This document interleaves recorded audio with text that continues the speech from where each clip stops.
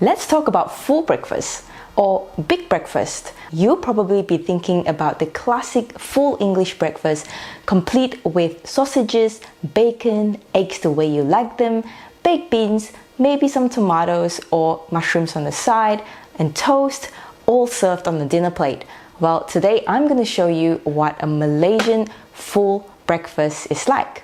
Now, of course, there is an endless selection of Malaysian breakfast food, but I'm sure most Malaysians can relate to this particular one.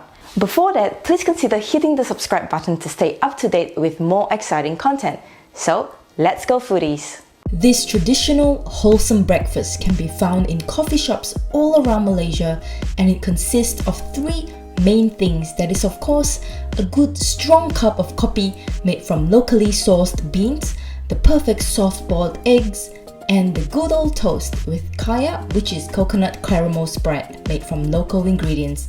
This combo originated from the kopitiam or coffee shop culture in Malaysia and Singapore as early as the 1900s by Hainanese immigrants from China. Using local ingredients and whatever that was available at the time, the coffee, egg and toast quickly became one of the staple breakfasts of Malaysians and Singaporeans until today. So let's break each of them down and look into what makes them such an icon. First, let's look at kaya or coconut caramel spread. There are three main ingredients to this. You have eggs, sugar, and coconut milk. Now I just want to say something real quick about this kaya recipe. So firstly, you have the traditional method where you will stand in front of a stove and stir endlessly, and on the other hand, you have the commercialized method where you can yield the same amount within a fraction of a time. And then there's this subtle variation within each kaya recipe. For example, my grandma uses ginger in her version of the recipe, which is great, but I'm not really a fan of it. So I've experimented with most of the recipes out there, and I hope that this particular recipe would be one that you will also like. Firstly, you'll need fresh chicken eggs. To yield 2 standard jars of kaya, we'll be using 4 medium-sized eggs or about 200 grams of eggs. Crack the eggs into a bowl. Next, we transfer them into a mixing bowl. To that, add in 1.5 cups of brown sugar. Some people use normal white sugar, or you can also use coconut palm sugar or gula melaka. And here we have coconut milk. You'll need about 2/3 of a cup.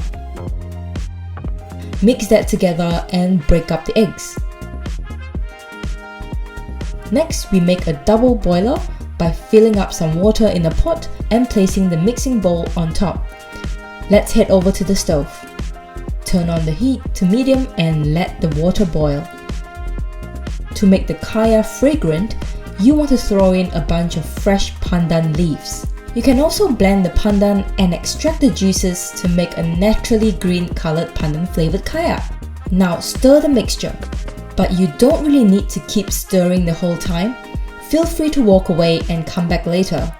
Once the water below starts to boil, then turn the heat down to the lowest setting and stir more frequently.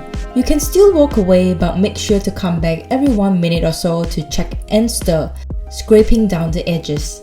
But make sure the heat is low. At some point, you'll notice the mixture starts to firm up and become custardy, but that's okay.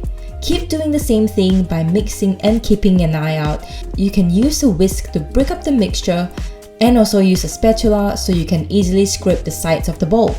The entire process is about 10 to 15 minutes. Then we throw in about 1.5 tablespoons of butter to give it some glossiness. Now it's looking good. We turn off the heat and remove it from the stove. Next on, we remove the pandan leaves from the bowl. Now the secret to make the kaya smooth is by using a stick blender. It is so simple, all you need to do is blend everything until it's smooth. An alternative method here is to pass the kaya through a fine mesh strainer a few times until you get a smooth texture. One final step here is to heat up 1/2 cup of brown sugar with 3 tablespoons of water. We are making some caramel here. One way to know the caramel is done is to look out for bubbles that tend to stick together closely, just like that. Very different from the bubbles when you're boiling water. See how they stick together? And once that's ready, transfer the caramel into the kaya mixture. Incorporate everything nicely and it's done. And there you have your very own kaya done in about 25 minutes. Keep this in the fridge and it should last for 2 weeks. Now let's get to making the actual breakfast. So the next morning, the first thing is to of course start off with a good cup of coffee. We will be making Malaysian style coffee, or better known as Kopi, which I've also made a few videos previously on the other non-traditional methods of making kopi. To make 2 cups, I'll be using a pitcher to brew the coffee in. You will need 1 heaping tablespoon of ground kopi. And using this lovely Malaysian coffee shop mug, fill up 2 cups of hot water and into the pitcher. Then mix that around and let it brew for 10 minutes. Fun fact, this is Liberica coffee bean, and Malaysia is one of the countries that produces Liberica coffee beans, brought in by the British many years ago during their occupation. And here is a Robusta bean, which is typically what you'll find in your everyday espresso. Okay, so back to our coffee. You will normally enjoy this with condensed milk, so add in a teaspoon of that bad boy. And here's a fine mesh strainer so we don't get the tiny grounds into the cup. Once 10 minutes is up, just gently pour in the kopi into the cup. Give that a stir, and that's it. Next we have the soft-boiled eggs. We will be using a stainless steel container big enough for 2 eggs. Just make sure the eggs are at room temperature. Place that into the container and pour in boiling water until the water fully covers the eggs. Cover and let that sit for 7 minutes. After 7 minutes, remove the eggs from the water. And let's take a look at the result.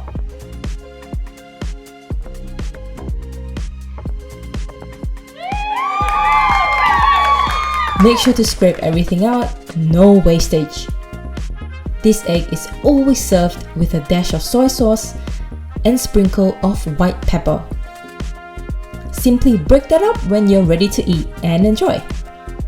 Lastly, let's make kaya toast. Okay, first we need to make some toast, but rather than using a toaster, I thought it would be more interesting to toast over a wire mesh on the stove.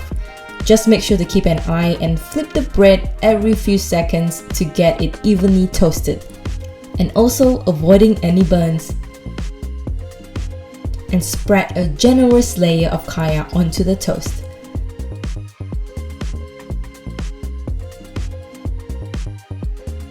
Last but not least, slices of cold butter.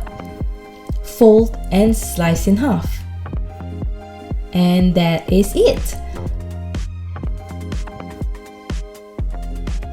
A complete Malaysian style full breakfast, nothing fancy, just some basic breakfast food.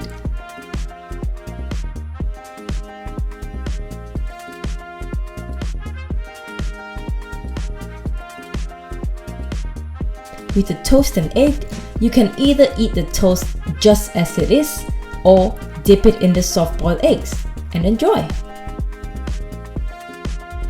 I hope you enjoyed this full breakfast recipe, which is one that is close to my heart and I'm sure to most Malaysians as well. So do give me a thumbs up and drop me a comment. Also don't forget to subscribe and I'll see you in the next episode.